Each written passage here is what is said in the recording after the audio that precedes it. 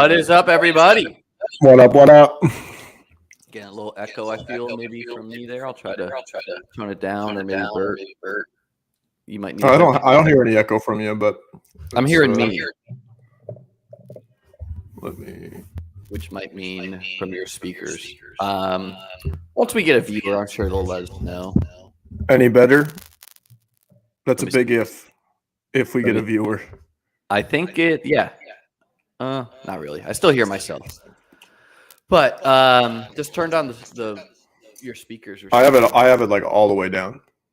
Okay, well, you got here too. Anyways, starting the show about as smooth as any other show we could have. Going to be talking through the NFL Week 12 slate with Bert, and a little underprepared here. Let me get this going on here. Well, let's just start with I watched my first soccer game in 8 years. Oh yeah, we got to start the World Cup. I have notes that I really think the team should be listening to, and I'm going to be sending it to each of the players as well as their mothers and children and girlfriends, just in case they don't see it, and then asking them to play FIFA with me. I did buy FIFA. I won the World Cup on Sunday. That's research right there.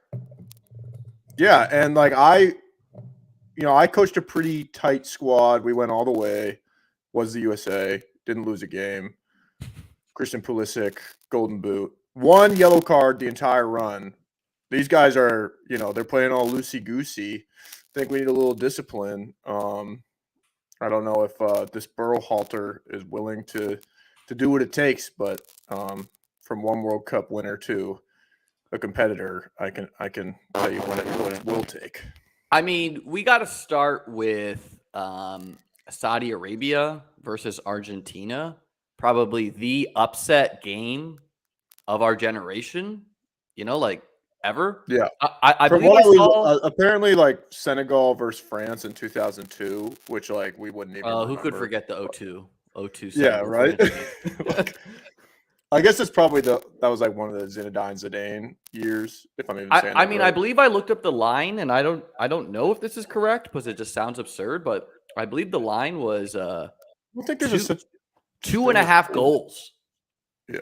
I don't know if they really do that though. Like, isn't it just I think they do. You pick a winner? Because you can bet like plus you can bet against the spread. Yeah, it's probably like hockey with like the puck line and all that.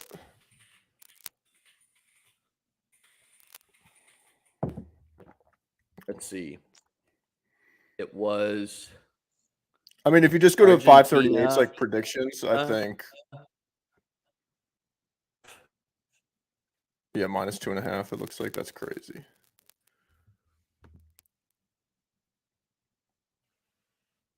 You there? Internet low, or if your audio is, or a combo. You get me here, Bert? Yeah, I can hear you. Can you hear me?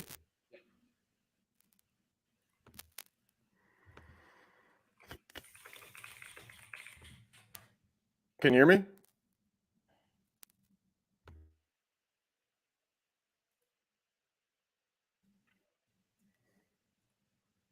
Hello? Is that better? Are you hearing me? I can hear you. Can you hear me?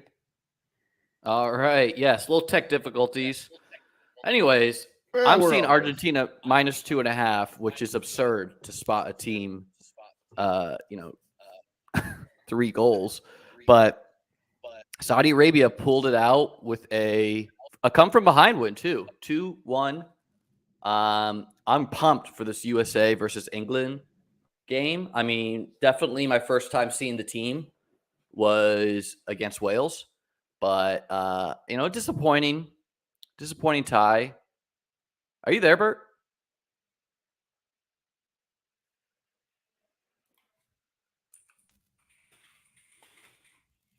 Oh, yeah. I think I dropped out there for a second. I don't think it's on your end. Okay. I'm getting you now.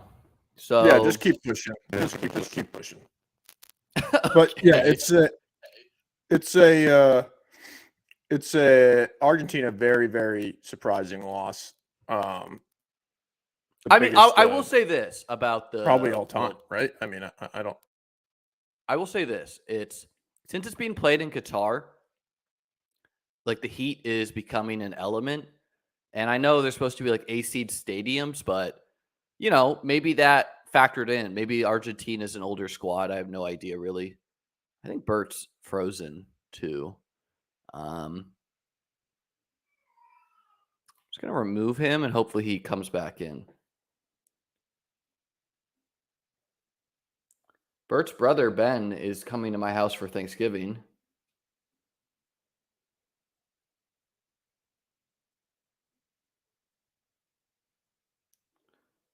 So yeah, he's coming to my house for Thanksgiving tomorrow. I wanted to have Ben on for the show, but I think Bert was jealous. We'll get his take.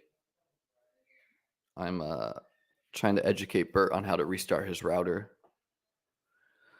Anyway, so my take for the World Cup is the heat is going to be a factor. This USA team is pure electricity. We need to eke out a tie or beat England. We've already done it in 2 world wars, or technically the Revolutionary War, I guess, only. But we need to beat England, man. And what we don't want is we don't want to lose to England and Wales loses to England. And then it becomes this like winky dory, whoever scored the most against Iran and whoever let in the least against England.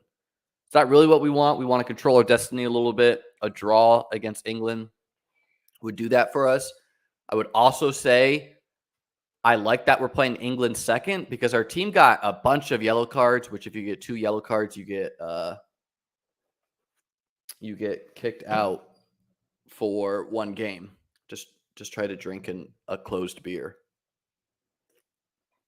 All right. Anyways,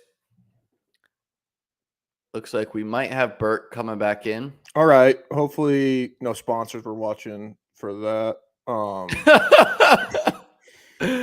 I think we handled that like professionals, though. I was talking through the World Cup, giving some X's and O's. I think people got a lot out of that segment. Yeah, I mean, there were 11 guys out there. 1 goalkeeper. Really thought that was great. No, I mean, I don't know. I really enjoyed watching. I kind of forgot how much I liked watching the World Cup with the United World States Cup is so fun. It's so fun with the U.S. in it. Yeah, and I think like the last time I really enjoyed it this much was probably like 2010. And then they were in it in 2014 as well. But I remember 2010 being a lot of fun and just kind of having 2010 was Asamoah Gyan's year. Yeah, and I think that's also like the Landon Donovan goal, the one where he yeah, I think we should tell people that our friend group in high school, we watched the World Cup the year that there was this player, Asamoah Gyan, for South Africa, I believe, and it was like he was like 100% from PKs, and they were like Asamoah Gyan lining up for the PK. The weight of a nation on his shoulders, has not missed a PK in 200 test matches. Lines up, and it's wide right! Asamoah Gyan! The collapse of a nation on his shoulders! And then we went out into the yard and shot PKs for, like hours. We just shot PKs against these, and most of us, I mean, Bert and I or whatever at soccer, Jake and Nate seem to have thoughts that they are a little bit better they were good. They were good. I'm just kidding. Yeah, no, Jake and Nate were good. I think I won PK shootout, if I'm remembering correctly, from 2010. I believe I would. How could I forget such a important event? I mean, it's so whoever put it together, I know that it's like a random draw and all that stuff. I don't necessarily believe that with all the corruption with FIFA and all that stuff. Whoever decided they were going to put England USA on Black Friday, it is like a marketing genius. I mean, that's going to be so fun. Why is England always in our thing, in our group? Is that random? Are they always? I don't. I think they weren't last time, but I remember that one where like England scored on itself, or maybe we weren't even in the World Cup that year.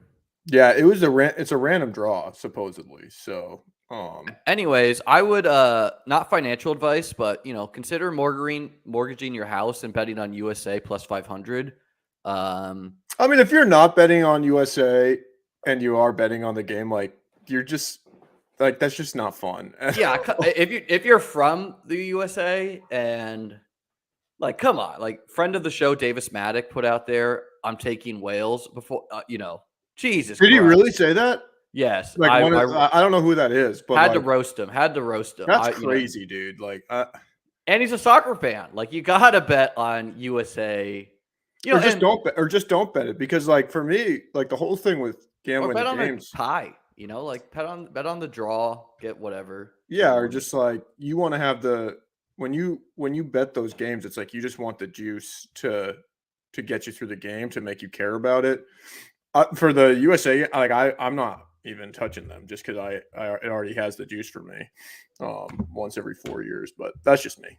I mean, so I will say, the USA team looked really good in the first half. They were like the Welsh barely had the ball at all, Yeah. and then we turtled up, and so now Yeah, I mean, it really just seemed like they scored and then decided they were gonna try and win 1-0.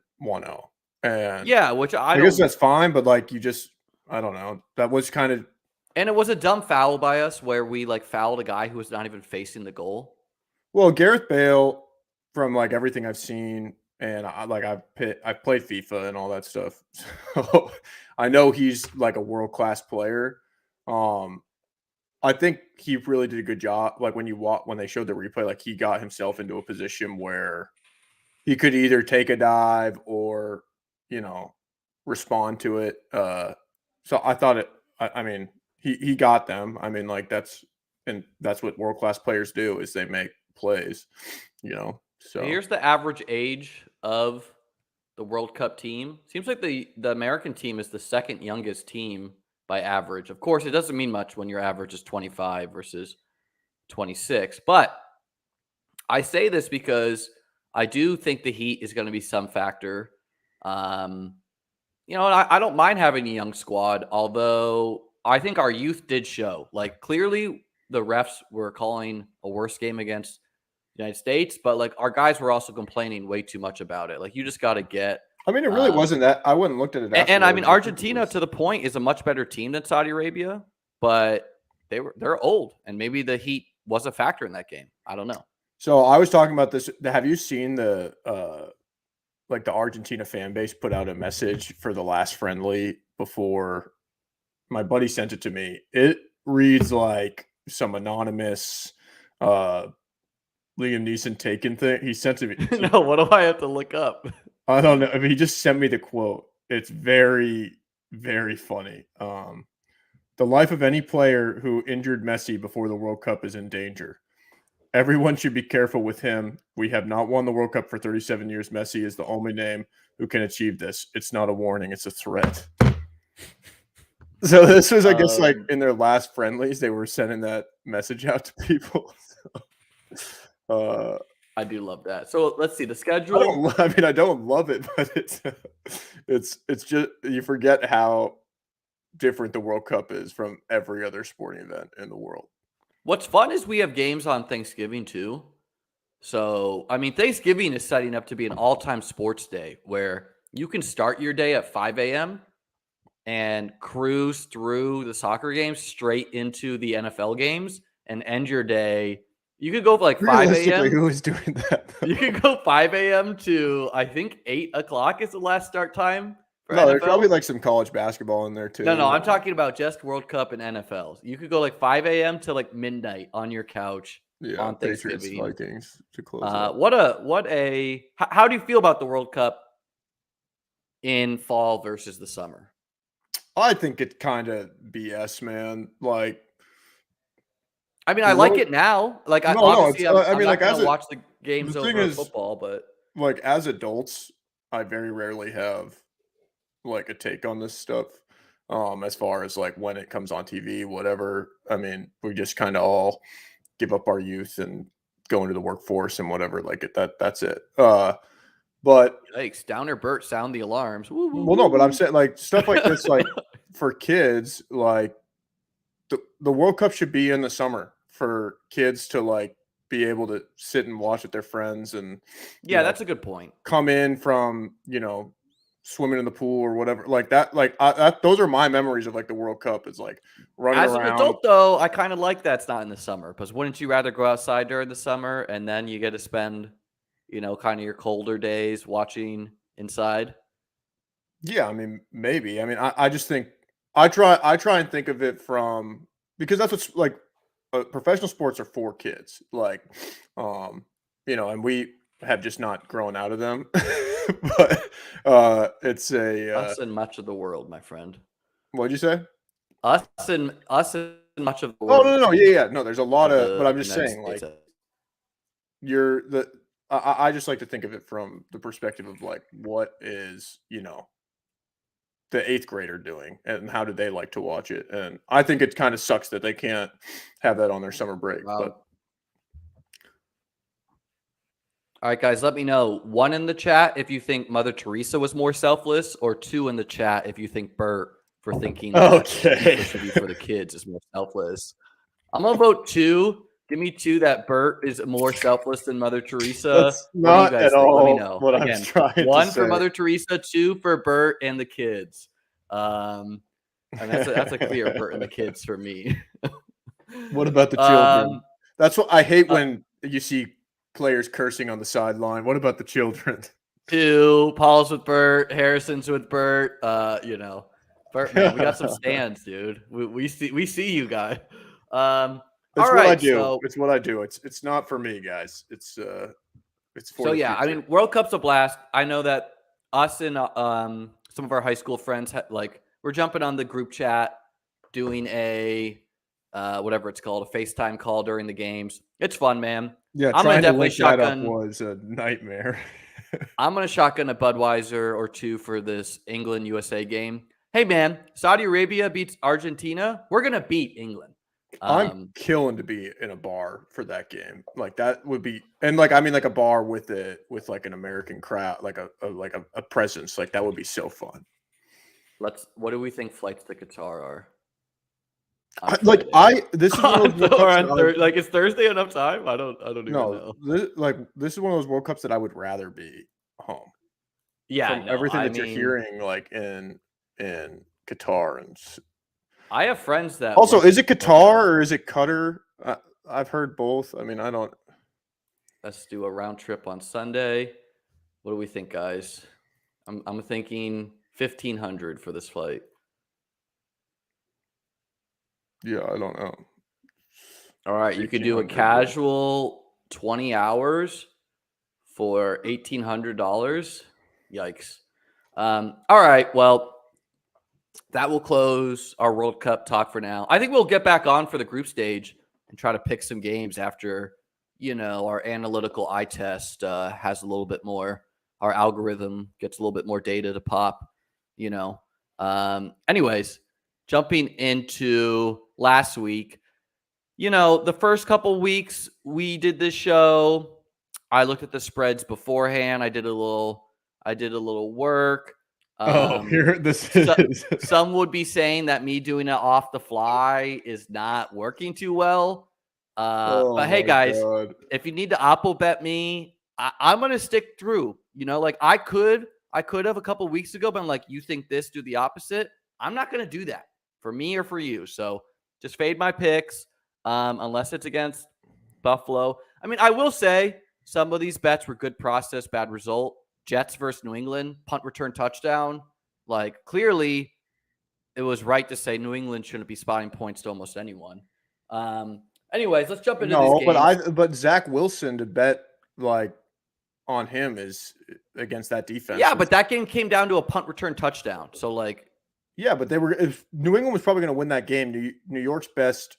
They did win the game. Why are you saying that? They put up 3 points. Yeah, but they missed 2 field goals. I mean, it should have been that was a really it's an underrated weather game. It was unbelievably windy. Zach Wilson getting a lot of crap for that, but they had 2 field goals get pushed by the wind. In reality, that game could have easily ended up being 9-6, and then they cover anyway. So, I mean, I don't know. But I think we obviously know Zach Wilson is not for real, and against quality defenses, probably not worth betting on him at this point. No, he's terrible. I mean, I don't know, man. I think this Geno Smith stuff is in people's heads a little bit, where it's like clearly he wasn't given enough of a runway. Like he's playing great, but yeah, it's much more. The Jets are systemically a bad team. Well, the top. Well, I mean, no, like they have a better roster than New England. I think it's just their quarterback position is not there. They have a better roster than a lot of teams in the NFL. I said that before the season. It just will come down to Zach Wilson. And honestly, they have a great defense. I mean, I've been surprised they've been able to win in spite of it. I mean, they have a good wide receiver core. They have a good defense. Their O-line is getting better. It's just quarterback. And so, I mean, a lot of popular sentiment is that Jimmy G might end up there next year. I don't really see the Niners sounds like not. I don't know. That just sounds. I don't see why the Niners would not roll Jimmy and Trey if Jimmy does well. The Bills game, backdoor cover. What are you going to do? Had a spot. Well, it's still just a. Wait, wasn't it actually a push? We shouldn't have that down as that shouldn't be exit. Bert, I don't fact check your wins losses. So that's the other thing is a stout viewer out there told me, hey, Liam, you're actually up 22 units. You've been trusting Bert a little too blindly out here. Okay, so that's a push. We'll get that fixed. So I actually am at +7 and Liam is at God, this puts a lot into question. Only -21. I mean, any of these other games, like Dallas versus Minnesota, that was one of our most confident ones. Minnesota is. It's not that good. They're gonna they throw 50-50 balls, and that's gonna work sometimes, and it's not gonna work a lot of the time. And I mean, I think like we said that was. I just hated Minnesota in that spot so much to be coming off that win and going up against like a great Dallas team. You could just tell that. What do you think about Buffalo staying in Detroit? I think that's going to be beneficial to them, right? I don't think they did. They went home and then they come right back. Oh, I thought that was the whole reason that they. No, what they did is they chose to be in the visitors' locker room against the Browns because they're in the visitors' locker. I mean, I think it's undoubtedly an advantage to play in a stadium twice in a row. And I mean, Josh Allen elbow, I think, was clearly impacting him a little bit in this game, but then he closed the second half electric. And I mean, the story out of Buffalo is Buffalo didn't play that well and destroyed Cleveland. You know, like that feels good when you're like. I just took it more as like they were so exhausted from just getting out there that they had. Yeah, that was a little bit of it too, but they didn't get practice. And then once they kind of like, okay, we're here, and then it was like, I mean, it's just a classy NFL team versus a not very good team. Yeah, I mean, I think the Buffalo Miami games are going to be a lot of fun. Those are going to be flexed to Saturday night, Sunday night. Running through some of these other games, Indy almost pulled it out. That would have been. I mean, fun. What is Jeff Saturday? Is he just like an elite coach, or is he just getting that interim pop? Do you think? I think it's a combo. I think like players, if you're a player, you're probably like, fuck this coach regime. Like I'm tired of 75-year-old men telling me what to do. You probably would relate more to a player coach like Jeff Saturday. What do you think of the like Sirianni? Like he barely survives, and he had some questionable decisions at the end there. And he's like, "I just knew I had to stick it to Indy for how they treated Frank Reich." Or is that really what you think you did there? The Chargers, man, the Chargers like doing the total opposite of what the Chargers started out, where like he didn't go for it on 4th and inches. That's gonna. I think that's gonna be the NFL's lifeblood probably for the next 10 to 15 years is going to be KC, LA, Buffalo, those quarterbacks going at it. Those are going to be good games. Baltimore barely got out of there with a W. Washington, isn't Washington like Washington is like they're 6-5. I mean, they're in it, man. I went and I did the. I said before the season they could be a playoff team. I just did and now they get Chase Young. I did the cumulative winning percentages for the two best divisions, which are the AFC East and the NFC East, which is just crazy to say. But yeah, I think that they're slightly better from a win percentage perspective. That I mean, it looks like they might be for real. They just got. I took Arizona hoping Kyler would be back when we did Tuesday. He didn't come back. And did you see that they had to fire their O-line coach because of an incident that occurred in Mexico City? I don't know. Rumors is it had to do with partying, and I don't really know what happened. So, some are saying that Cliff and this guy got. So what is going on? Because did you see that Washington got they had to fine Taylor Heineke for drinking a beer on the flight? Well, what happened is because Tennessee's OC got a DUI. This is all stemming from Andy Reid's kid who got a DUI. They didn't really address that, and then there's another DUI with Tennessee's OC. And so they're having to come down hard on Taylor Heineke drinking a beer on the plane because otherwise it doesn't look like they're taking I thought it was just like a known thing that these guys win on the road and get on the plane and, party. Like, I don't like, isn't that? Yeah, but if you're the OC, maybe you shouldn't be getting. No, drunk. I mean, getting to the point that you get a DUI. Or, I mean, like, these guys make so much money. An OC probably has like a family or a kid or somebody that can come pick them up from the airport. Like, and if you decide you're going to drive drunk, like usually, I mean, we all have had those friends before that, like you tell them, hey, don't get behind the wheel. And, they ultimately do. And the only way they're going to learn that lesson is by getting a DUI, unfortunately. But I just don't, that is just crazy to me that you have a guy like Taylor Heineke who is red hot and by all accounts should not be, and we're not going to like encourage these guys to have a good time on the flight. I mean, I don't know. I mean, yeah, like obviously it feels bad, but I understand it because the NFL has an issue with some of these OCs and players getting behind the wheel. The Giants just, a loss they could not have, honestly. Looking at now everything is kind of in question with them. Is like, are they going to really be that team that started out 7-2, 9 maybe? Are they gonna have started 7-2 and missed the playoffs? I mean, that would be crazy, but it'd be hard to do, but is possible. What about? All right. One thing I want to talk about the Denver game. Did you see that there's like apparently a report that Russell demanded that Melvin Gordon be released, and he obviously was. Melvin Gordon was released. Darrell Henderson was released. The crazy thing is, apparently, Hard Knocks is not covering. Like that, Hard Knocks did not cover the release of Eno Benjamin, who was on the Cardinals.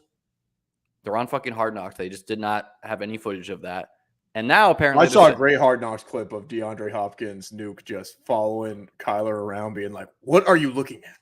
One, I am wide open. Get me the ball." And Kyler is just sitting there like, I saw that. And he's like, just throw me in. Like, so that was a good clip. Yeah. Are these the lines that we want to use? Are you sure we don't want to go to Tipico?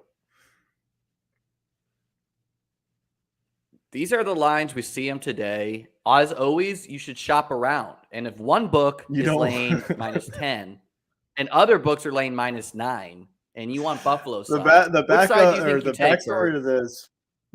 to this is I said the Bills are fraudulent on our group chat and let up a backdoor or gave up their cover in like the last few seconds. And Liam, taking that as a personal slight, found like some offshore book. No, Bert found the one book laying the line that he had agreed with. Also, no, I mean, Bert, I just gotta say, bro, I feel bad for you. Let me say this. I feel bad for you. They have to slug through these New England games. No, I will say absurd. I will say as Liam a Bills fan, back in like the like the 2010s and whatnot, the Bills used to be a team built on defense. And it is sometimes fun as a fan watching those teams because, like, it's not going to be offense, but it's like it takes the whole defense to get a win. So it's kind of fun as a fan to get behind those teams. You're not winning the Super Bowl, but I mean, I think the Patriots have had teams like that before, where the defense is the sticking point with them. No, you were sending like Ravel tweets and stuff like that. No, you chose the one time where it closed to a line that you agreed with, but the line was all over the place. It was -7, -7.5. I thought do you really I sent you the link, and 6 out of the 8 books had a line -7.5. You chose the one book that was -8.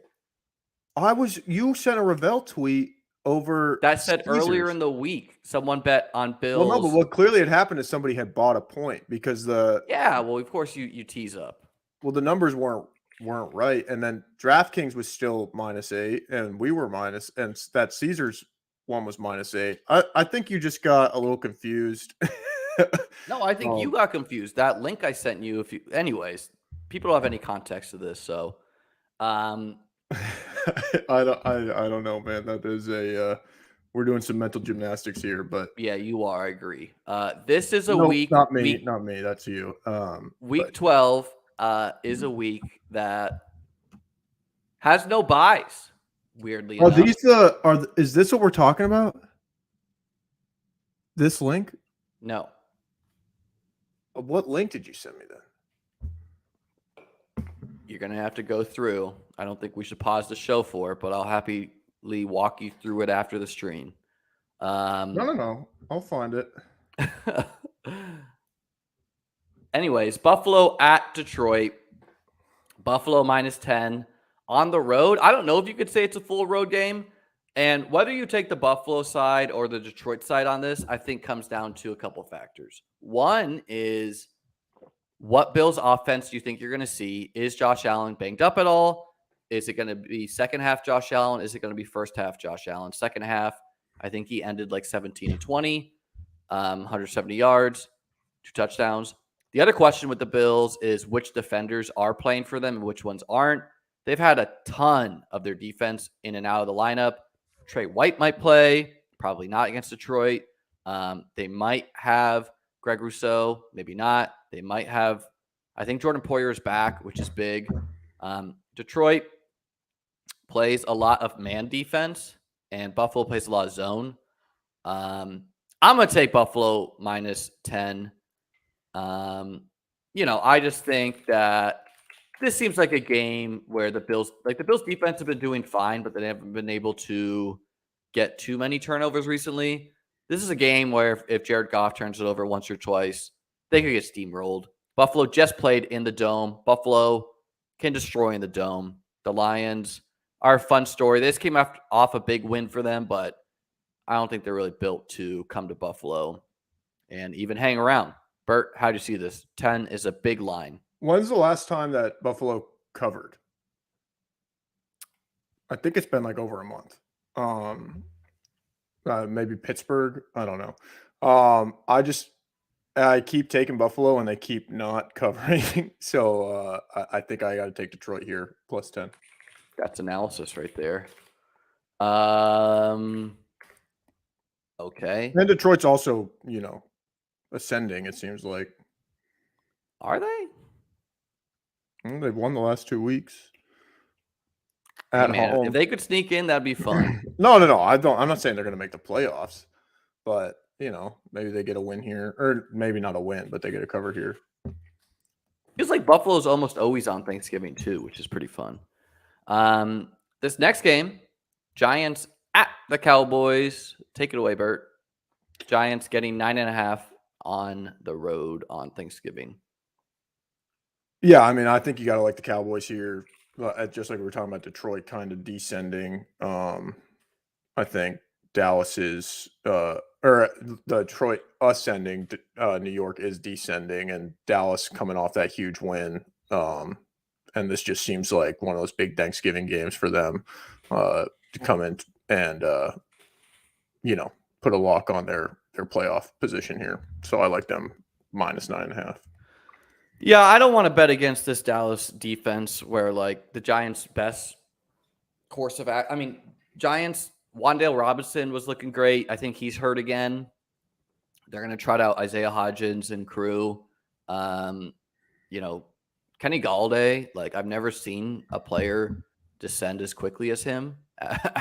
You know, like from his career with Matthew Stafford in Detroit to what it is now. But I'm taking Dallas -9.5 too. It seems like the Cowboys are rightly using Tony Pollard more. Dallas is at home. This will come down to like, can the Giants keep this close with Saquon or not? And I just think it's a not. New England at Minnesota. Why don't you walk us through this one again first, since it's your squad, New England? Yeah, I think New England +2.5 is a good pick here. Even if Minnesota does win this game, it's probably going to be one of those kind of close situations. I don't know. I mean, for that, I mean, I know they beat Buffalo, but to get beat 40-3 the next week at home it's not a team that necessarily like instills fear in me. So I like New England here +2.5. Yeah, I think this one comes down to like Ramondre is probably my favorite fantasy player in this game, which always makes me kind of want to pick a team. However, if Minnesota, because like I guess like the classic Patriot mentality is like, oh, we're not going to let your best player beat us. So that means they're going to try to not let Justin Jefferson beat them. And so the question is, can TJ Hawkinson and Dalvin Cook beat the Patriots? And I think the answer is yes, because even though Minnesota has a lot of injuries in their secondary, you know, like, can Mac Jones take advantage of those? I think he could probably hit Nelson Aguilar, Tyquan Thornton once or twice, but I just don't think it's enough. Mac Jones is terrible. New England should have gone up for Justin Fields. He's not going to be enough. And I just don't think New England's that impressive. Like, congrats. You beat the Jets on a punt return touchdown. So give me the Vikings -2.5 at home. Seems I like just don't know what this like the package that I don't know trade like to consider trades versus other trades. Like we don't know, or I have to go back and like look at what New England would have had to offer to get that pick. I mean, I don't know. That seems kind of well, and I mean the jury's still out on revisionist Justin history. Fields. I'm not saying that Justin Fields is going to be a hit because he's been losing games, even though he's been doing fine in fantasy. But anyways, yeah, I mean, like, I like the Patriots D in this matchup too, because Kirk could totally lose this game for himself. But, you know, I just think Kirk is much better than Mac. Because, like, you're hoping Mac could turn into Kirk, and he's not there yet, and he's on the road. And the Vikings just got beat down. So, like, otherwise, this line is maybe, like, 4.5, 5. So, I'm going to buy the recent events and buy Minnesota. And that is it for the Thanksgiving games. Jumping into the main slate. Wow. Houston giving 13 on the road against the Dolphins. This is a spot I would never bet if I was actually betting these games. Like, I don't know how to analyze a 13 line. I will say Miami off the bye. Did Tyreek go down to the Bahamas, get a little crazy, or did he stay locked in? That's something you want to sort through. Is that a story? Did he go to the Bahamas? No, I don't know. I'm making that up. Oh. Okay, so Houston's plan is going to be give the ball to Dameon Pierce. I'm going to just take the 13 points. Like, I know Houston's one of the worst teams in the NFL, but, you know, to not cover by 13 could easily happen because Houston's terrible. But if they can just, like, churn first downs with Dameon Pierce and Miami has to settle for a couple field goals instead of touchdowns, then they can stay around. But, you know, not confident in this one. This just feels like one of those games that biggest line we've seen all this year, right? Or maybe Pitt was the biggest one. Yeah, maybe. I mean, 13 is No, Usually the biggest Pitt line. was 14 against the Bills, so second biggest line. Yeah, I mean, it just feels like one of those games you're going to look up in the first quarter. It's going to be like 21-0 Miami. Totally could be. So I mean, it's a big line, but I like them at minus 13. Okay. Yeah, not a lot to say for these games like that. Baltimore spotting 4 on the road against the Jags off the bye. Doesn't Doug Peterson have some like insane coaching record against off the bye where he's like undefeated or something? I want to say. I don't know. I don't think it's enough here. I'm gonna take the Ravens, who, again, I'm gonna guess that this line would be bigger if the Ravens didn't look terrible against the Panthers. And so I'm going to just say, hey, that's not the case anymore. They're going to be able to get it together. So give me the Ravens minus 4 on the road. Yeah, I mean, I like Baltimore here as well. I know that I think it's that stat with Doug Peterson is, he's like something like 5-0 on the bye or something like, or off the bye. But I don't know. Jacksonville is kind of at that point in the season where they're going to start improving their draft position. They're not vying for a playoff spot, and Baltimore seems like they're rolling. So I like them at minus 4. All right. The Jags are, let's see what the record is. They're 3-7. So yeah, they are. I mean, the Titans just running away with it. Atlanta at Washington. Atlanta getting 4 on the road. How do you see it? Yeah, I mean, tough Washington, I like just it just seems like they are at the I mean, that NFC East is they're gonna have to win the games that they have to win. Or like that they should win. And kind of I said this about New York the last week that I thought that they would beat Detroit because they're gonna win their winnable games on their schedule. It feels like Washington might be that team now. So I like them at minus 4 this week as well. I'm going to take Atlanta because if Atlanta is going to make the playoffs, they need to win this game, especially with them dropping that game against the Panthers.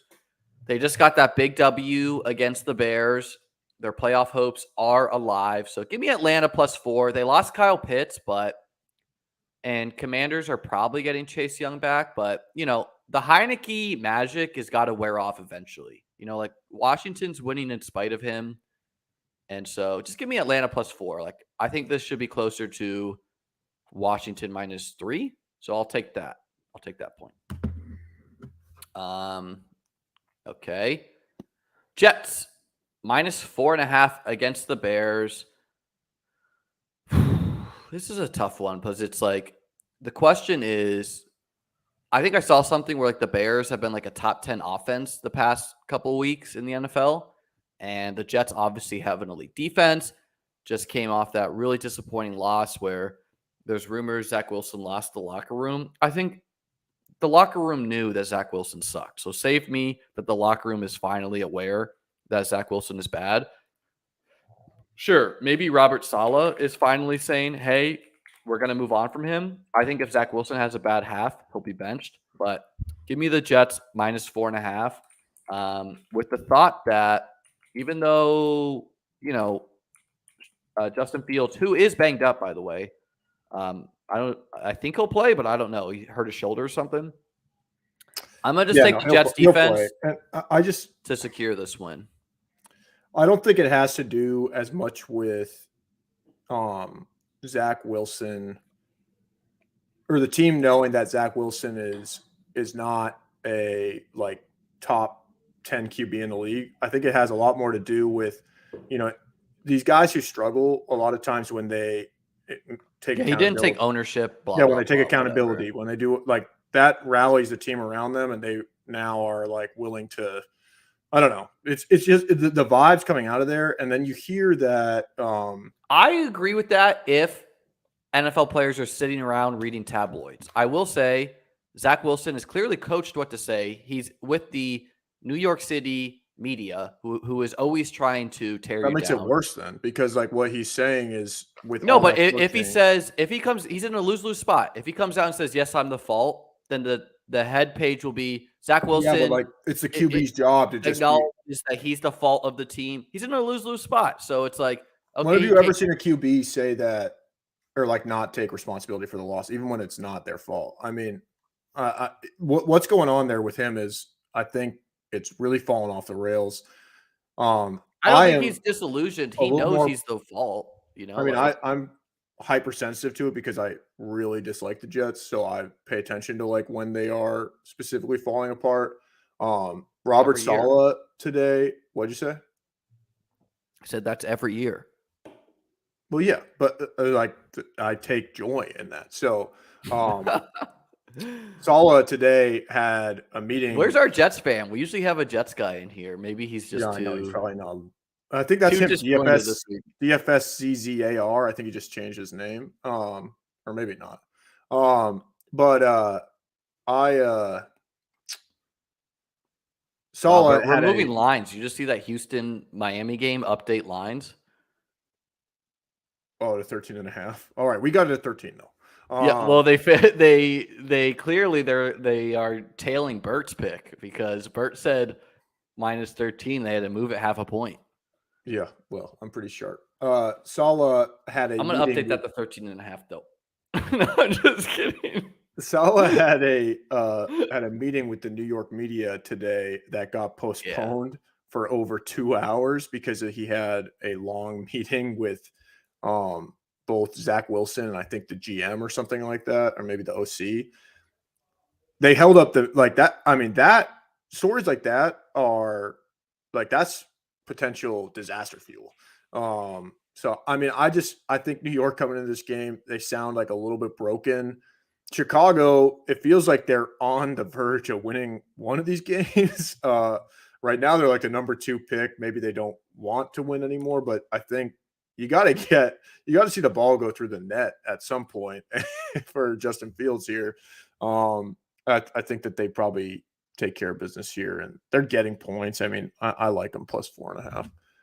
Yeah, I mean, I will say that, like, you know, something that Von Miller said of the Bills, like after their loss to, I don't know, I think Minnesota. There's been so many of them. So he lost to Minnesota, and he's like, you know, someone was like, "Oh, does that loss hang with you?" And he's like, "No, that's a fan thing. Like that hangs with the fans way more than players. Like when you're a player, professional, it's literally just like on to next week. That happened. It's time to play a game." And I agree with that. That's probably how a lot of players see the game. And so, like, I don't believe, like, you always are trying to be like, oh, you know, the locker, you know, it's like, no, the locker room, a lot of those guys are just trying to play for their family. They want to make money as long as they can. They don't give a fuck about winning or losing. And yeah, I mean, I just think that is. I will say, like, Chicago's the media is performance stacking against up on the media is stacking up on Chicago's performance against Dallas was, you know, like a strong against a good defense, but they haven't faced a. You just mute me. Oh, did Tell I have me to do reality? that? I mean, you asked me a question and then just talked over me. No, I wasn't but- finished. And You said say that that you said that I make that up and then just went on to your next point. But I feel that when you have the media compiling on your team, you know, maybe for a defensive end, it's a little bit different, but at QB, I mean, their last QB was Sam Darnold, and that seeing ghosts moment was like that was the end of his career. And Sam Darnold, who was just announced the starter this week. yeah, well, I'm just when you have those moments, especially at the quarterback position, it's one of those things that you know, I think it's easy to write it off when you have the franchise QB or you have the rotating door of QBs, like, oh no, they'll be fine. But you know, I think that this is the beginning of the end for Zach Wilson, at least in New York. And we know that QBs that leave for other franchises typically don't have a ton of success at that next franchise anyway. I will say I hope that Zach Wilson just lets it rip, because clearly when you are in a spot like Zach Wilson, I've seen this a lot, because like Buffalo has had talented rosters that's been held back by quarterbacks, is you're being told by your coach, hey, our team's good enough. We don't need you to do this shit. And so Zach Wilson should look himself in the mirror and be like, look, this is my last shot. I'm going to just fucking let it rip and hope to get lucky and, I don't know, and improve and say, fuck you, coach. Like, I'm tired of game managing. I don't want a first-round playoff exit and then get benched. I mean, but if Zach Wilson does bad, he's going to get benched for Mike White, which honestly could be good. No, I think he'll get benched for Joe Flacco. Joe Flacco, Mike White, whoever. But yeah, no, I mean, it just comes down to the defense and how banged up is Justin Fields. I think it's a pretty important spot to win for the Bears, because I think why? Just because eventually, I think the Bears fans are like right now are like, oh, Justin Fields, like we found a quarterback. However, eventually they're going to be like, and where are the wins? Yeah, but I think that you could still sell for the rest of this season. Hey, we're the number 2 pick. We have the guy and Justin Fields. I mean, that's the ideal situation for Chicago, actually. Yeah, I would feel good about that. I just don't think that's how most media. No, I agree. Like the team think. I mean, we're basically saying exactly what I was arguing earlier, is like the team wants wins. But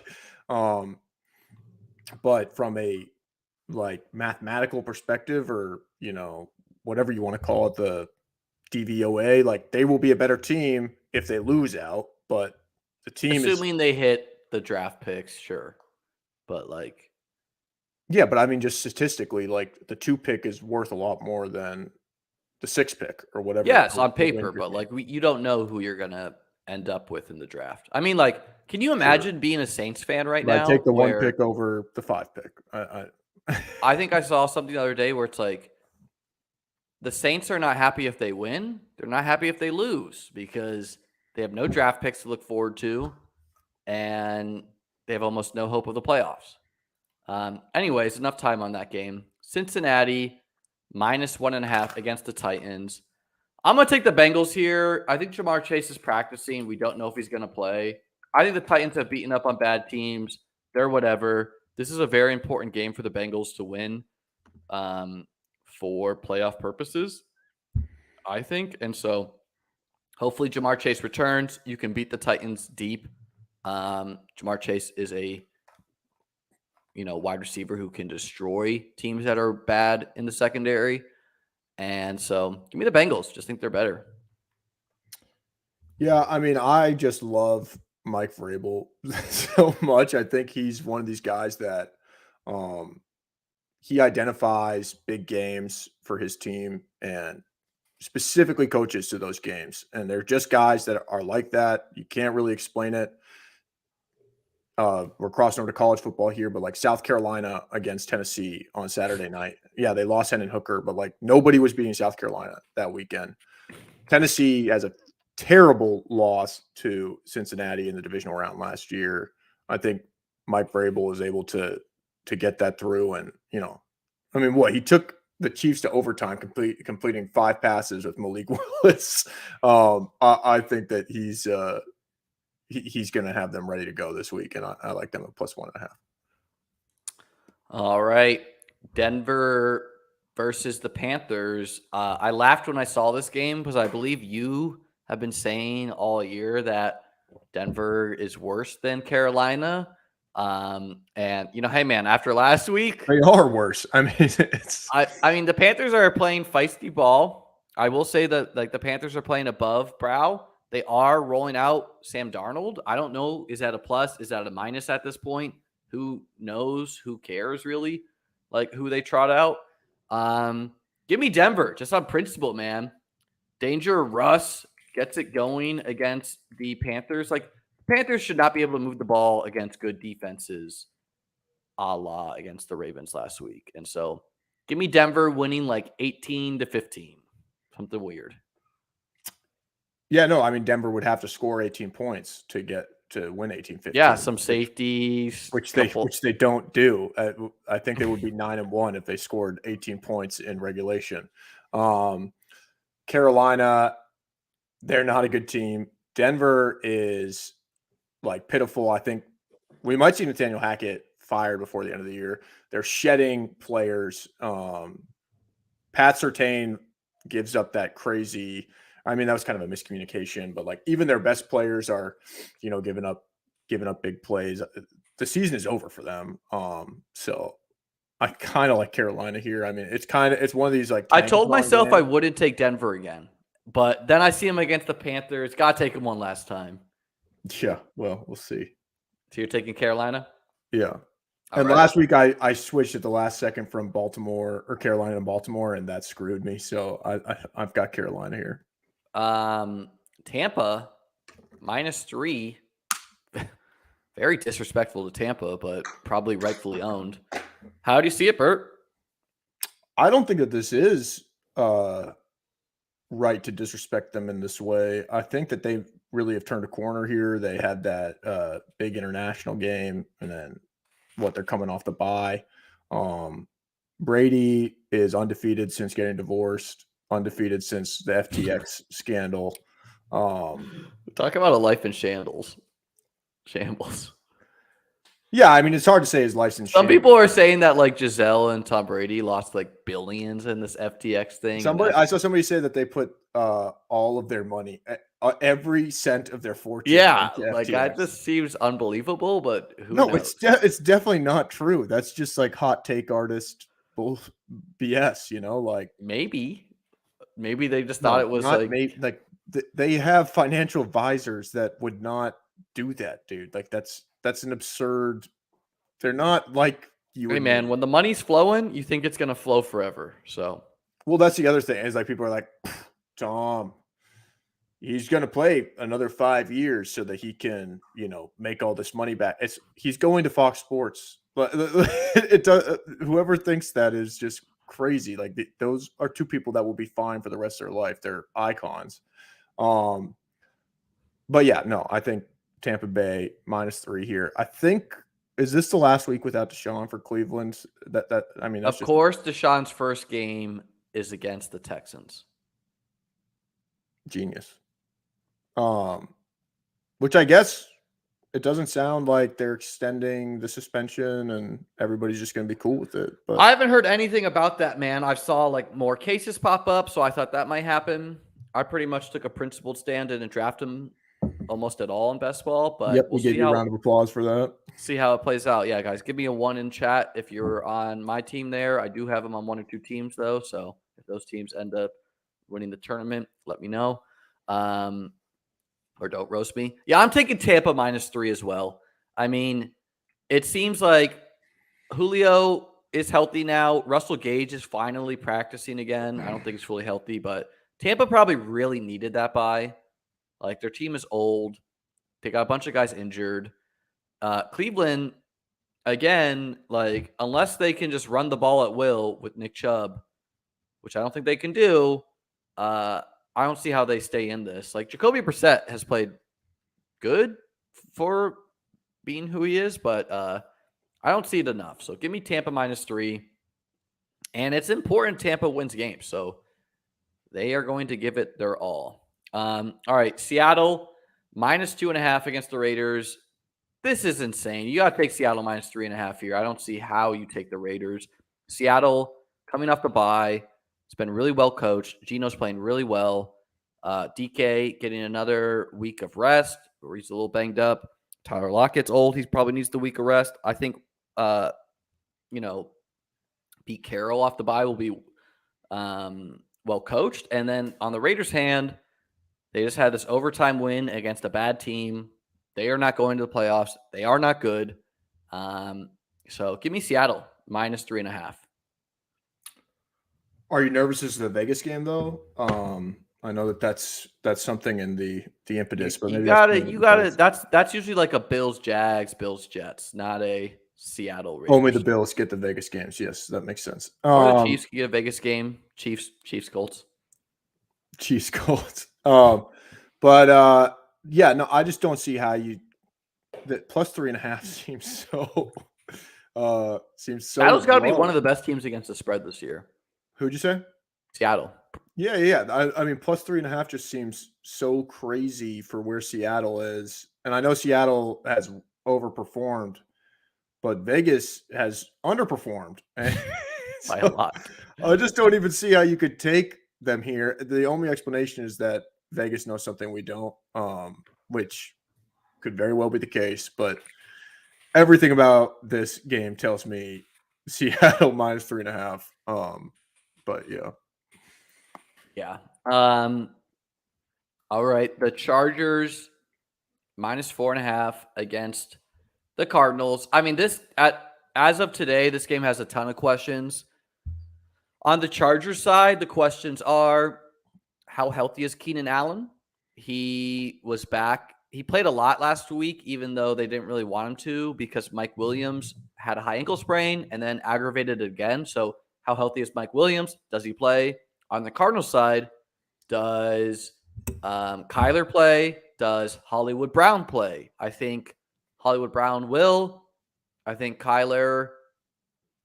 I think they'll wait until Kyler's 100% because they're like probably accepting they're out of the playoffs, even though Hollywood be back is finally fun for them.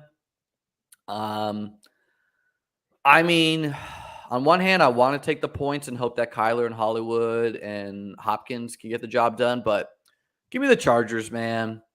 Hopefully, Big Mike is there. They have just the Cardinals just had to fire one of their better coaches. Like they're bad, man. What's his name? What's his name? The coach. John Kruger. He's guy. And he's the O-line coach. O-line coach fired because either he was partying with like prostitutes in Mexico. And this is like that story from the I don't know. I tried to like find the details. I didn't know the details. Yeah, this is it's referred to as an incident that happened after the game. Oh God, this is like one of those like the Tampa Bay Oakland Super Bowl where the guy just disappeared into Mexico the week before the Super Bowl. Yeah, LA. Are we sure that I think that they just might be built to cover against the Chiefs, not beat the Chiefs, just to cover. And outside of that, they really are worth nothing. Brandon Staley is a bozo, and so is Cliff Kingsbury, but I just do not trust Brandon Staley at all. So I take Arizona here plus 4.5. Does this change at all if it's Colt McCoy versus Kyler for you? Yeah, if it's Colt McCoy, I'll take him at -5. No, yeah, I mean, I love Colt. I'm a big fan of that guy. So, all right, this next game, Saints getting 9.5 against the Niners. Talk us through it. I'm gonna guess Jameis comes back this week. I have no idea, but you say this every week. I just feels like this is the week, though. I mean, San Francisco, what we saw against Arizona Monday night is what they can be, which is Jimmy G throwing 4 touchdowns, distributing the ball in space to players that are way more talented than him. I think San Francisco is now like primed to make an NFC Championship run. And, you know, Andy Dalton just came off a career game for him. Really had a hell of a game. And if we know anything about Andy Dalton, he is a guy that water finds its level. I think he comes in here and gets his doors blown off. San Francisco -9.5. Book it. Yeah, I mean, the Saints have been covering in weird ways. Like they've covered a bunch of these spots where like games we think they're going to get blown out, they don't. But I really don't know how you watch the Niners game, which has literally surrounded Jimmy G with almost every player in the NFL other than Tyreek who can like win with yard after catch. If you look at like the quarterbacks and who has the most like yard after catch in the NFL, all those quarterbacks are bad for a reason because good quarterbacks throw their guys open. Their guys like catch the ball down the field and then just run out of bounds or score touchdowns. But the Niners, like CMC, Debo, Kittle, they can all do it. So give me the Niners minus 9.5. And maybe the Saints cover, maybe they don't. Like, I don't think I'd bet this game because it is a big line. And I think the Niners have as good a chance as anyone to make the NFC, but I don't think they make it there that often if you simulate all these NFC teams because the Eagles are much better. I would take the Cowboys over them. I would, coin flipping against the Seahawks. Like there's a ton of teams that can beat the Niners. All right. This next one actually has the biggest line I think we've seen, which is 14.5. The Rams just cut Darrell Henderson. No idea why, but they did. Again, I don't like really betting these games if I was betting these games myself, these huge spreads, but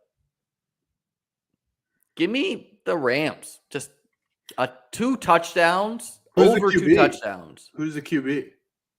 I think Stafford is a maybe. Because he did not finish that game. I mean, look, the Rams O-line's going to get blown up by Chris Jones. I know all that's happening.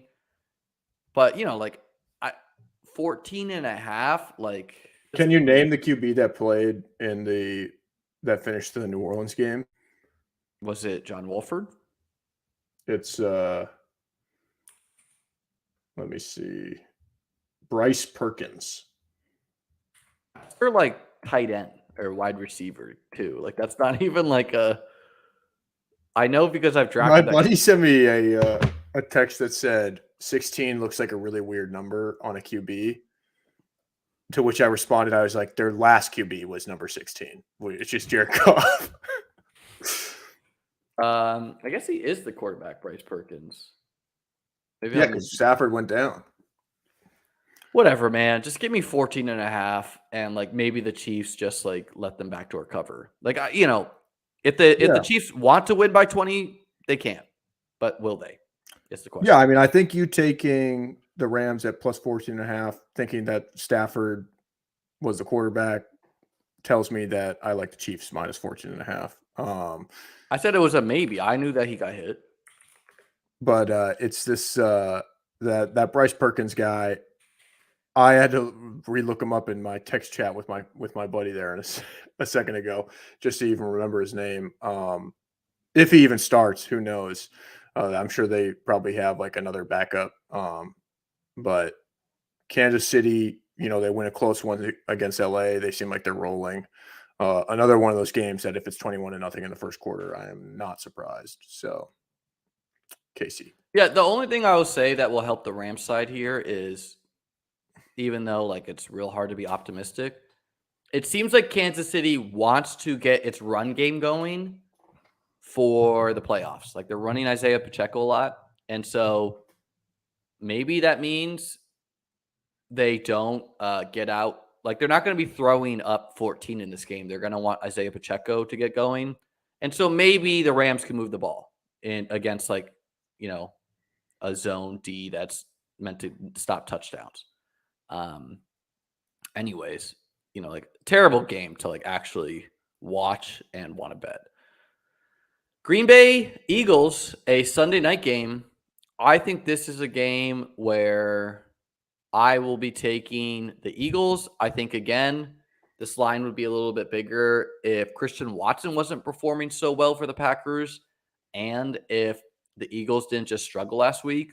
I think the fact that the Eagles lost the week before, struggled last week, that's why the line isn't 10. So I'll take the Eagles minus 7. And maybe Christian Watson is this guy who he's got 7 catches over the last 3 games and 5 touchdowns or something insane. I don't think that continues, although I'd like it to for my best ball team. So give me the Eagles minus 7. Yeah, I mean, I like Green Bay here. I think that they are probably not going to win this game, but the Eagles have been playing games close, and maybe they go up 14 going into the second half, go up 10 going into the second half, and Green Bay makes a backdoor cover here. 7 is a big line for Aaron Rodgers, so I like Green Bay here. Pitt versus End?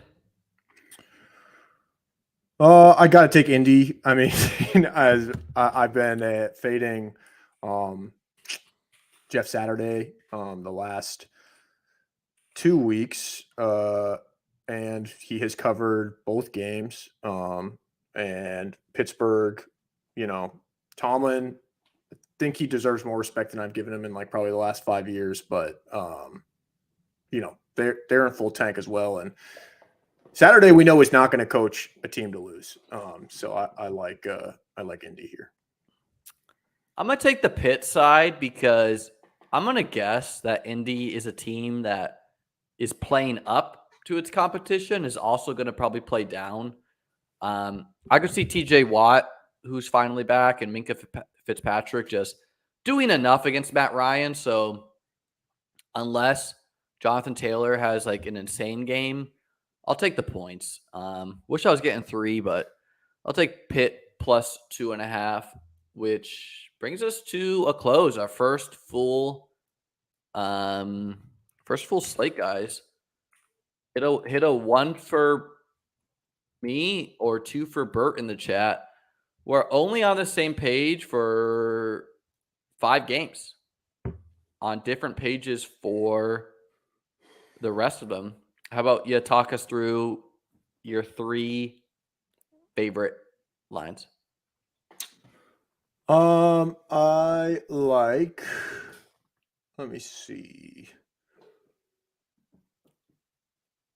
I mean, I love that Tampa Bay line. I like the Niners, and then I'd like Seattle, I'd say. Yeah, these are 2 of my favorites too. Tampa and Seattle. And then I'll take Buffalo for my last one. Just a much better team. That's it for this week's games against the spread. Week 12, man. We're closing in here. I know as a primarily best ball person, we're, week 12, week 13, week 14, and then we're in the playoffs. Got 2 teams that might make the playoffs on a season-long team 2. Got a big win last week, and then need my guys to perform this week. So it's coming down to the crunch time. Give us some closing thoughts and, what you're looking forward for Thanksgiving. Yeah, Pats in their playoff push right here. 4 primetime games. Oh, let's look that up because I got them getting destroyed to end the season. Yeah, that is, you said they would go 0-16 to start the year. But I mean, there's reasonable, and then there's how you watch the NFL. Which you won $1 million doing that. So how can you fault that? No, yeah, Pats are gonna have 4. Let's look at these ones. 4 primetime games in a row. I'll say this: 1 win. So Cardinals and Raiders are 2 wins, at the very least. I think they beat the Dolphins at home, and there's a good chance they win this weekend too, or this Thursday as well. Okay, well, give us your real thoughts. Why did you guys struggle to score at all against the Jets? I mean, Matt Jones, he was completing passes. Ramondre was very ineffective on the ground. What's up? Why'd you guys score no touchdowns? So the wind was an issue. They could not throw the ball, and then they struggled in the red zone. Is the weather going to get better, though? Should get worse, right? I mean, to have a very windy day in Foxborough, I mean, I guess you could say that every game is going to be worse. I mean, they're playing in a dome this weekend, so the weather will be better there. Patriots are a dome team? No, I'm just saying, you asked if the weather is going to get better. I mean, do you want the answers to the question or yeah, so I mean, I think that that was I mean, this feels good, 23-27. I'm just confused how he has this, but they just struggled in the red zone a lot. And then I think Damian Harris coming back is big. He's coming back. What we thought was going to happen at the beginning of the season, he's catching balls out of the backfield as well now. And just looking forward to them making that push. Yeah, I didn't get to see this game at all, but they were facing a good defense, so that probably won't happen. Let's look it up, man. Do you AFC teams that make the playoffs? They're the 6th seed right now, I believe. Yeah, I mean, 3 teams are full. Every team is making it from the AFC East or something like that. That obviously is not going to I hold. think the Jets are out right now. Okay, so Chargers in or out? Out. Okay. Bengals in or out? In. Okay. So then it's Dolphins, Bills, Patriots for you? I would say so. Yeah. You get 3 wild card teams. And then What is the list of the teams you personally think the Patriots match up the worst with in the playoffs? Who would you least like to play least like to play would be, in order? I mean, Bills, Chiefs? I don't Chiefs, expect them Bills? to come out of the wild card round. I just want them to make the playoffs this year. No, I know, but yeah, whatever. You make the playoffs. Who do you not like? Would you rather play Miami, Buffalo, Kansas City, I mean, I guess the team I'd most want to play is, the Titans? yeah, maybe. You match up very well against the Titans. Or if the Bengals manage to win their division, maybe them. And then I guess after that, I think Belichick game plans Mahomes better than he does Allen. So, Well, would you rather play a team a third time or the Chiefs for the first time this year, I think, right? well, it's going to depend how the games look, because if they get blown out like 90-21 combined scores or whatever, like, then I'm not going to want to play the Bills again.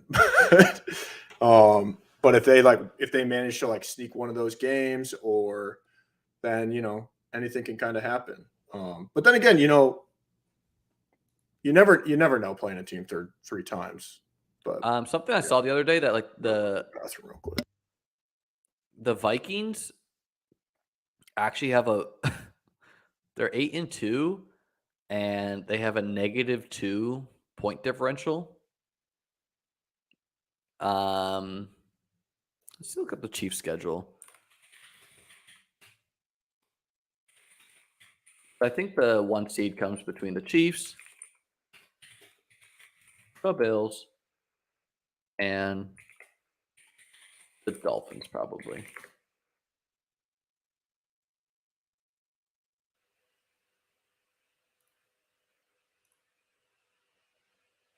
So we'll wait for Bert to come back, talk through these.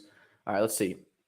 Win, losable, win, losable, win, win. Win, win, win, win, win, win, win. Win, losable, loss, win. All right, so I think the Chiefs have 2 losable games out of their schedule, the Bengals and the Seahawks. And then, of course, they got a bunch of division games. I don't think that they're losing to the Seahawks. I mean, that just... But they could. Ken Walker could take control of that game. I think the Bills are going to win out. Biggest question, I would say, is the Bengals or the Dolphins. And then, yeah, I mean, they got to boost their divisional record at this point if they want a home game. But well, they just need to win out. And then the Dolphins, I would say, actually have a bunch of losable games. Like they'll beat the Texans, but they could lose to the Niners. They could lose to the Chargers. They will lose to the Bills. The Packers could steal one. The Patriots could steal one. Mac Jones is what? He's 0-3 against them at this point. He's got to get one of these at some point. Yeah, I don't know. It's just like they didn't move the ball that well against you guys week 1, but it was week 1 of their team, So I don't know. How did the Chiefs finish out? You got them finishing. I mean, the Chiefs look like they should win out. But I mean, who knows? Maybe You think they win out? I think they lose at least 1. Yeah, I mean, statistically, they will lose at least one. I mean, who knows? They could lose. They played the Raiders close. I would guess they probably drop one of these Broncos Raiders games too. Yeah, maybe. You know, just divisional games. Like teams design their team to beat their divisional opponents. All right, guys, that's what we got this week. We'll be back maybe with Bert's brother, Ben. I'm looking forward to Thanksgiving with my fam and Bert's bro, Ben. Gonna have a great time. Going to be watching these NFL games. Gonna be betting in the DFS streets. Gonna be betting in the Rainmaker streets. Hopefully can win some money. Go Bills. Bert, what are you looking forward to? What do you got going on for Thanksgiving? Yeah, I'm just looking forward to watching the Pats in prime time on Thanksgiving. That'll be fun. They haven't played it in a little bit, so Totally winnable game too. Yeah, that's what I said. You went to the bathroom for it, but the Vikings are a -2 on point differential. Yeah, they broke a record, I think, for but their losses are two blowout losses to Philly and Dallas. Yeah, so and I mean, obviously they got real lucky to beat Buffalo, but that's the NFL. You're going to get lucky. Yeah, I mean, you got to take what's in front of you, and if the team, when they're supposed to be kneeling down, fumbles the ball in the end zone, there's not, you can't. I mean, more to me, it's more like when you're a statue quarterback and you throw up 50-50 balls. Usually, your guy's not going to come down with like 80% of those. Would you rather have? I mean, this is the ultimate test to me because I think the answer is obvious. Would you rather have? And I realized it last week when you were kind of. This question's nonsensical that you're going to ask. Talking about the players. Would you rather have Justin Jefferson or Stephon Diggs? You see, I knew you were going to ask this question, and it's nonsensical because I would rather take the sure thing that Stephon Diggs was and is and still is. Like, Stephon Diggs has a game that will also age well. He's not a game that's going to hit a cliff. But, if you knew you were going to hit Justin Jefferson and have a young star, sure. But you don't. But I think it's a ridiculous question. It's like, would you rather have drafted Mac Jones or Patrick Mahomes? Well, no, it's not the same thing at all because you traded it's not that the same thing that Buffalo would have got. Like, would you rather have had a 50-50 shot? Would you rather have 100% Stephon Diggs or a 50-50 shot? You either get Justin Jefferson or I mean, he's probably higher than 50-50. Who's the bust guy that the Eagles took ahead of Justin Jefferson? Jalen Reagor. Yeah, would you rather have a 50-50 shot? You either get Justin Jefferson or Jalen Reagor, or 100%. Well, yeah, and that's the thing. Like, if you thought he was going to go earlier than that. But I mean, if you're going to criticize the Patriots for not taking Justin or not trading him for Justin, that's not the same thing to me because you guys were within like 2 picks. That's not that, and it was and it's like trading up from so it's not the same thing when you had the pick. What draft class was that? 2021 draft order. It's not the same thing when you had the pick that selected the player versus. No, talking about a pick that's 20 down. Also, you would have to avoid. No, you're talking about the cost to go from 15 to 11. Are you shutting out or me? I mean, I can hear you. Let's see. Nope. Don't want that one sharing us. All right. So the Patriots took Mac at 15. And Justin Fields won at 11. Man, Michael so it would be like if 12. the Patriots traded for, I don't know, an actual quarterback. And then it probably cost you a second-round pick, a second and a third, to go from 15 to 11. What was the pull for Chicago or for whoever they traded for? Chicago Bears from the Giants. The Giants picked down at 20. They didn't have to trade that much. That's what I'm saying. Like when I saw that. The Giants. So Chicago sent the number 20 overall pick. So that's a first rounder. And a fifth rounder. Swap of first round. Yeah, it's a swap. And took Kadarius Toney. Okay. I just don't see how that's not how those aren't comparable. But Giants traded a 4th round pick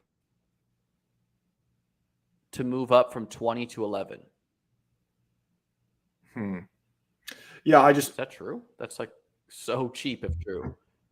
I mean, that means that the Patriots could have traded a 5th rounder to go from Mac Jones to Justin Fields. And look, we don't know who Justin Fields is. I think it's easy to say you'd rather have him than Mac Jones.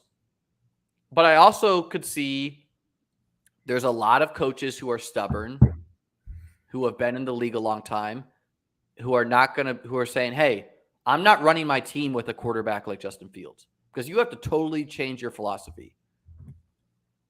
Yeah, well, I mean, they did it with they took Cam Newton. Not that they're the same player. They did it. They did it and had a bad taste in their mouth because they just failed with Cam. So can you imagine going from failing with Cam to taking a younger Cam-like guy and then you fail again? Fucking me destroyed them. Yeah, I mean, I don't. It's easy to go from a failed idea and be like, let's just do the total opposite. Let's go from Cam. Yeah, but when the Bears trade up to get him versus a 4th round pick, well, and a swap, but yeah, you're right. It's not really all they gave up. That's crazy. That's what I was saying. That's why I bring this up, because that year it wasn't like you needed to give up a 1st to go from 15 to 11.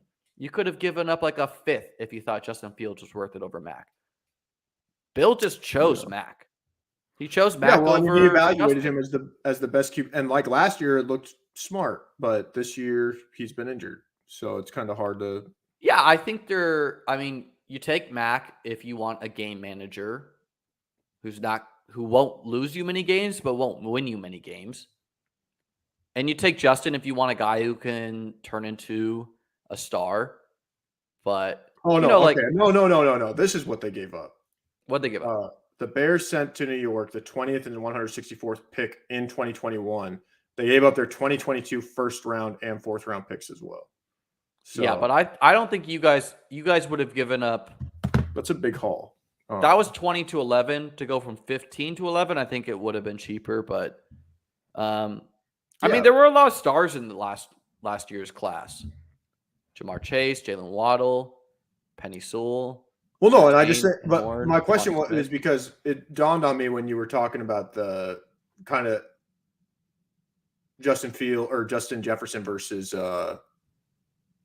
those 2 catches. It just seemed like you were very angry about the Justin Jefferson catch. So it was. I was wondering, like, if that. No, I'm not angry. It's just I think that people are wrong to think that was a skilled catch. Like that was a very improbable catch. It was not talent by the wide receiver. He ended up with the ball. It was amazing that the catch happened. It wasn't talent by the wide receiver. Talent, if you want, talent was what Justin Fields' tight end did last week. If you want to look up a talented, crazy catch. Who's that, Cole Kmet? Yeah. Cole Kmet, had this insane catch. What Justin Jefferson did against the Bills was a very improbable, crazy circus thing that occurred. It wasn't like, wow, Justin Jefferson is crazy talented. And I think people wrongfully thought because Justin Jefferson is a talented wide receiver, that it was his skill that made that happen. That's not true. It was just it was a pin against the corner and the wide receiver, and the ball landed. Yeah, no, I mean, it's a 1 in a million for sure. But there's a difference between when your talent makes something happen and when something crazy just occurs and the ball ends up in your hand. I would say the majority of receivers in that position still don't get that done. I mean, I don't know. Sure, agreed. But that really has nothing to Justin Jefferson is amazing. Saying that was some crazy skilled catch is not true nor needed. It's just it wasn't the best catch in the game. If you're talking about a talented catch by a wide receiver. That's just how I see it. I saw other people seeing it the same way. Well, yeah, there's a lot of people talking about how the cornerback kept the ball in play, but yes, obviously. That's like what makes it incredible. You know, I think the guy that logs on to ESPN once a week for his fantasy team probably thought Justin Jefferson made the most amazing catch in the world. And it's okay you side with those people, Bert. I do think that was like one of the most incredible catches I've ever seen. And I mean, but I think that the situation, like David Tyree, that's a bum that made an incredible catch. But you know, like Rodney Harrison had the ball like pinned his helmet. To me, that's still an incredible like moment, incredible catch. Like you still that's a playoff game. Let's show this Cole Kmet catch because this thing is literally insane. I didn't think Cole Kmet had this in his bag. Oh.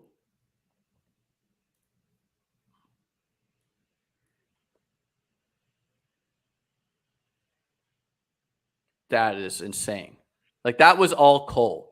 That wasn't some circus craziness occurring. Yeah, I mean, I guess like I think like the bobbling catches can be equally impressive. And like to keep the presence of mind to like have your hand in there and continue. I mean, like at this point we're arguing.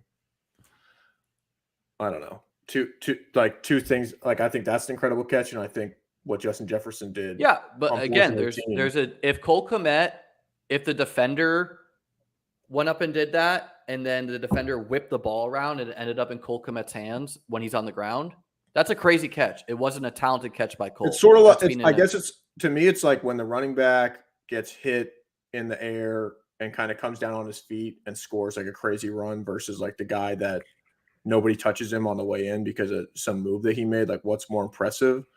I think like getting hit. I think impressive is when you do crazy things and you're just like that talented that you get the catch. Lucky is what happened to Justin Jefferson there. You know, like Justin Jefferson is insanely talented. He is a top 3 wide receiver in the league. He also got lucky on that play. Two things can be true. Yeah, no, I mean, at some point, like every play in the NFL, like that is incredible, has to have some degree of luck. Like the ball has to. We got it pulled up. So this is the crazy lucky Justin Jefferson catch. Like the Bills defender is a reason this occurs because his hand is on it, and then Justin Jefferson ends up with it. And then this was the catch that Diggs just went up in one hand mossed. This is all Diggs. There's no help. There's no luck in that. That's just my take, and I think other people have had that take. But anyways, guys, that's what we got this week. 1 hour and a half. Hope everyone has a great Thanksgiving. I'm looking forward to the Thanksgiving games and USA versus England. Give us a USA in the chat if you stuck with us this whole time. Peace out, everybody. I'll be back Friday for the I'm going to do a DFS breakdown for the Thursday games, I guess, tomorrow. So I'll do that tomorrow and then back Friday for, thanks, Harrison, the main slate breakdown. Peace out.